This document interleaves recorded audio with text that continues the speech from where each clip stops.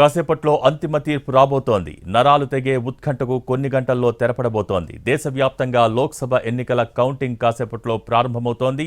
తొలి అరగంటలో postal ballot ఓట్లు, సర్వీస్ ఓట్లను లెక్కిస్తారు. ఆ తర్వాతే ఈవీఎంలో ఓట్ల కౌంటింగ్ మొదలవుతుంది. 12 గంటలకల్లా ఫలితాల ట్రెండ్స్ తెలిసే ఛాన్స్ ఉంది. సుదీర్ఘంగా జరిగిన సార్వత్రిక ఎన్నికల ఓట్ల లెక్కింపు కాసేపట్లో ప్రారంభమవుతుంది. ఉదయం 8 గంటలకు ఓట్ల లెక్కింపు మొదలవుతుంది. తొలి అరగంటలో పోస్టల్ బ్యాలెట్ల ఓట్లు, సర్వీస్ ఓట్లను లెక్కిస్తారు. ఆ తరువాత ఈవీఎంలను ఓపెన్ చేసి కౌంటింగ్ చేస్తారు. ప్రతి కౌంటింగ్ సెంటర్లో 15 టేబుల్స్ ఏర్పాటు చేశారు. అందులో ఒక టేబుల్ను రిటర్నింగ్ అధికారికి కేటాయించారు. మిగతా 14 టేబుల్స్ పై కౌంటింగ్ జరుగుతుంది. కౌంటింగ్ లో పాల్గొనే సిబ్బందికి ర్యాండమ్ గా కేంద్రాలను కేటాయిస్తారు. కౌంటింగ్ సిబ్బంది, రిటర్నింగ్ అధికారులు, భద్రతా సిబ్బంది, ఏజెంట్లకు మాత్రమే లెక్కింపు కేంద్రాల్లోకి వెళ్లేందుకు అనుమతి ఉంటుంది. 542 లోక్సభ నియోజకవర్గాలతో పాటు ఒడిశా, ఆంధ్రప్రదేశ్ అసెంబ్లీ ఎన్నికలకు సంబంధించిన ఓట్ల లెక్కింపు జరుగుతుంది. పలుచోట్ల ఉప ఎన్నికలు జరిగాయి. వాటికి సంబంధించిన కౌంటింగ్ కూడా ఇవాళే జరుగుతుంది.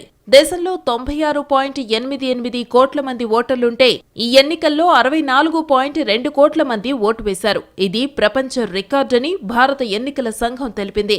542 పార్లమెంటు స్థానాలకు జరిగిన ఎన్నికల్లో 31.2 కోట్ల మంది మహిళలు ఓటు హక్కును వినియోగించుకున్నారు.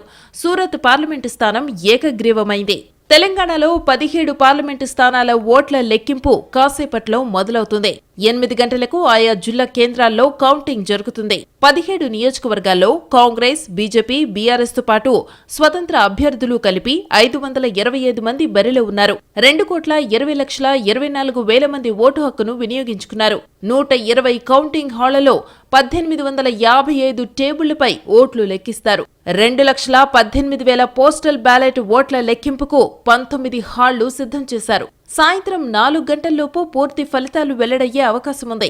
ఓట్ల లెక్కింపులో 10,000 మంది సిబ్బంది పాల్గొంటున్నారు. చొప్పదండి, దేవరకొండ, యాఖత్పుర అసెంబ్లీ సెగ్మెంట్లలో 21 రౌండ్లలో, ఆర్మూరు, భద్రాచలం, అశ్వరావుపేట సెగ్మెంట్లలో 13 రౌండ్లలో లెక్కింపు జరుగుతుంది.